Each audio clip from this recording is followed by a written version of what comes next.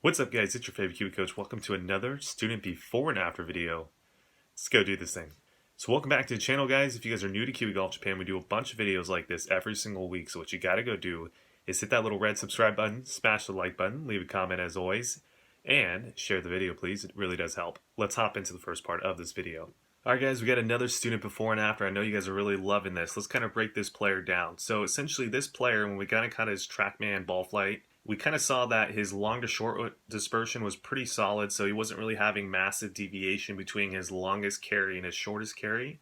But what we did see the massive deviation was his left to right dispersion. So he had predominantly most of his shots were falling on the left category of the target line.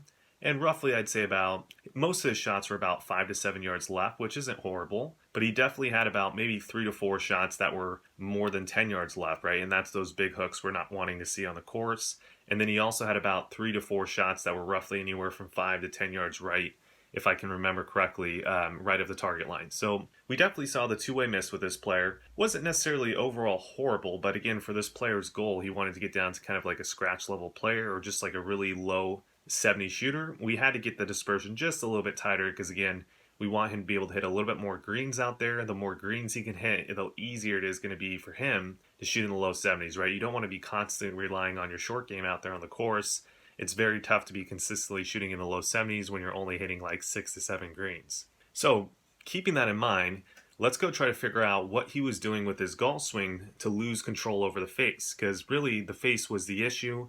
We saw that club path was relatively consistent, but we definitely saw face was the issue. So let's go hop in and I'll show you guys what I mean. Okay, so we're going to zoom in. I want you guys to take a look at the left screen here. And then so as we zoom in, this is impact right here.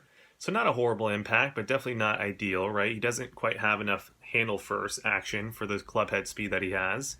As well as if you really look at the emblem of the glove, and I want you guys to take notice of his glove essentially and kind of watch what it does through impact. We're going to see that the glove starts to disappear really quickly. So by the time we get not even the hands level with the hips, we can already see that the right hand has overtaken the left hand, which just means it's done this motion right here. So he's had a pretty fast toe closure or rate of closure through impact. And whenever we're seeing this, especially with the high speed players, we're tending to see players struggle with their left or right dispersion. And that's exactly what this player was doing. So now that we kind of identified what was happening in terms of down at impact, right? That was that little flip roll release that was causing the issues. Now we got to start backtracking, right? Because once you find, I like to call it the main issue, there's obviously always kind of secondary issues that are causing the main issue. So let's kind of hit this player back from this position. I'm going to kind of show you what he was doing around position 6 to really get him into some trouble. So working him back to position 6, really I want to talk about the tilts and bends. So tilts and bends are really the most difficult part I think for amateur golfers to be able to do. Because again, most amateur golfers are not professional golfers in terms of they're not, let's say, professional athletes. So it's harder for them to control what their body does. They really struggle with getting the correct tilts and bends throughout the golf swing, which if you can get those tilts and bends correctly, you're going to be able to move a little bit better through the golf ball, a little bit more smooth, a lot of my players say after they've done it. And you're really just going to be able to control that release down at the ball, which is really crucial if you're trying to get your starting lines and your curvatures dialed. Now, as we take a look here, I'm going to draw a line here.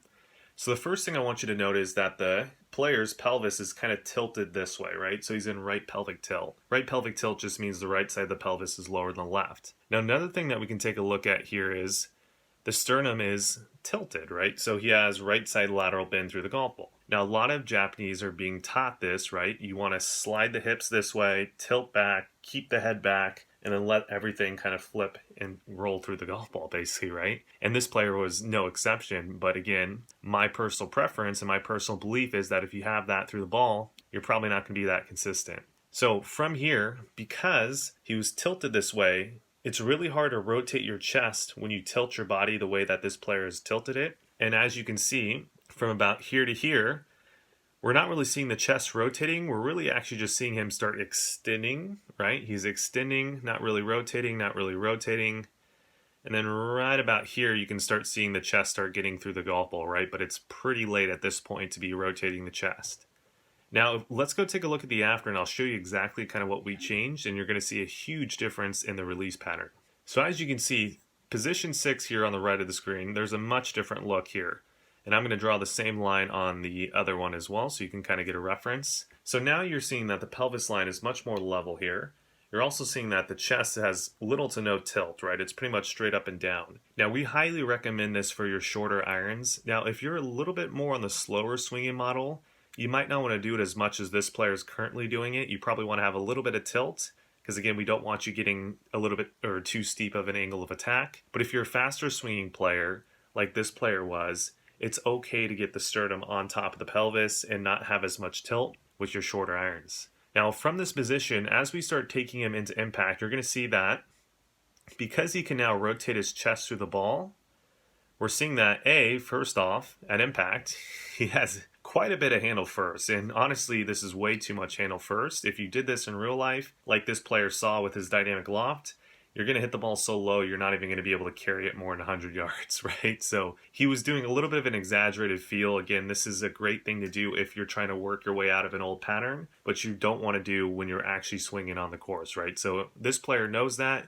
but I just wanted to highlight that because I think a lot of you guys fall in love with that exaggerated handle first position, especially when you first start doing it. But you got to realize that's not really, what's the best word for that? It's not really realistic, let's say, on the course. You're never going to really do that unless you're trying to hit it underneath a tree. But from this position, what I really wanted to highlight, and we'll zoom in again, is around the same position we were with the other player, right about here. We can see that the glove is still in view, right? So he hasn't gone and done this motion like that. Now, again, let's go show you the before. So again, similar position. One, you can see the glove, one you can't.